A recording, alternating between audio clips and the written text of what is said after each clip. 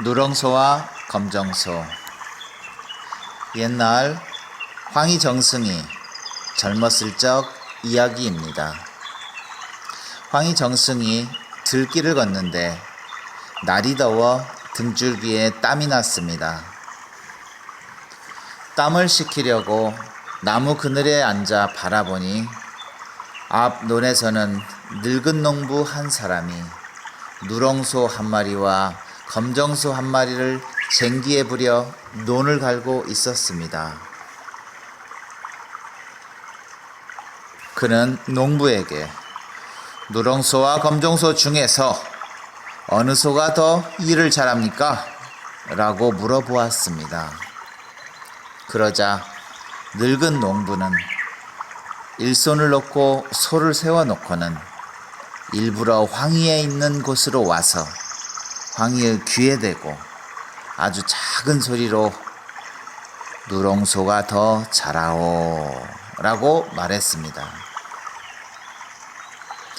황희는 농부의 태도에 소가 어떻게 사람의 말을 알아듣는다고 그 이야기를 하려고 일부러 논 밖으로 나오시오?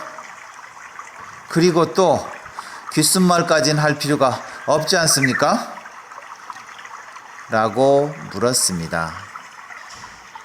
늙은 농부는 두 마리가 다 힘들여 일하고 있는데 어느 한쪽이 더 잘한다고 하면 다른 한쪽의 소는 얼마나 기분이 나쁘겠소? 아무리 짐승이라지만 말은 함부로 하는 게 아니라오 라고 대답하는 것이었습니다. 이에 황희는 늙은 농부의 말을 듣고 자신이 생각을 바르게 하지 못하고 있다는 것을 깊이 깨달았습니다. 그리고 농부에게 큰절을 하고 진심으로 고마워했습니다. 감사합니다. 저에게 큰 가르침을 주셨습니다.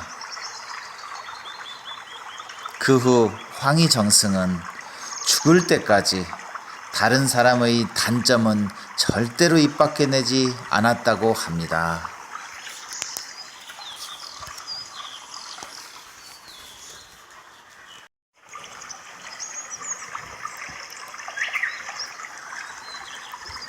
누렁소와 검정소. 옛날 황희정승이 젊었을 적 이야기입니다. 황희정승이 들길을 걷는데 날이 더워 등줄기에 땀이 났습니다. 땀을 식히려고 나무 그늘에 앉아 바라보니 앞 논에서는 늙은 농부 한 사람이 누렁소 한 마리와 검정소 한 마리를 쟁기에 부려 논을 갈고 있었습니다. 그는 농부에게 누렁소와 검정소 중에서 어느 소가 일을 더 잘합니까? 라고 물어보았습니다. 그러자 늙은 농부는 일손을 놓고 소를 세워놓고는 일부러 황희가 있는 곳으로 와서 황희의 귀에 대고 아주 작은 소리로 누렁소가 더 잘하오 라고 하였습니다. 황희는 농부의 태도에 소가 어떻게 사람의 말을 알아듣는다고 그 이야기를 하려고 일부러 논 밖으로 나오시오? 그리고 또 귓속말까지 할 필요는 없지 않습니까? 라고 물었습니다. 늙은 농부는 두 마리가 다 힘들여 일하고 있는데 어느 한쪽이 더 잘한다고 하면 다른 한쪽의 소는 얼마나 기분이 나쁘겠소? 아무리 짐승이라지만 말을 함부로 하는 게 아니라오 라고 대답하는 것이었습니다. 이에 황희는 늙은 농부의 말을 듣고 자신이 생각을 바르게 하지 못하고 있다는 것을 깨달았습니다.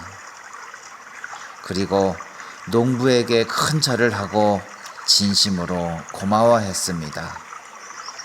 감사합니다. 저에게 큰 가르침을 주셨습니다. 그 후 황희정승은 죽을 때까지 다른 사람의 단점은 절대로 입 밖에 내지 않았다고 합니다.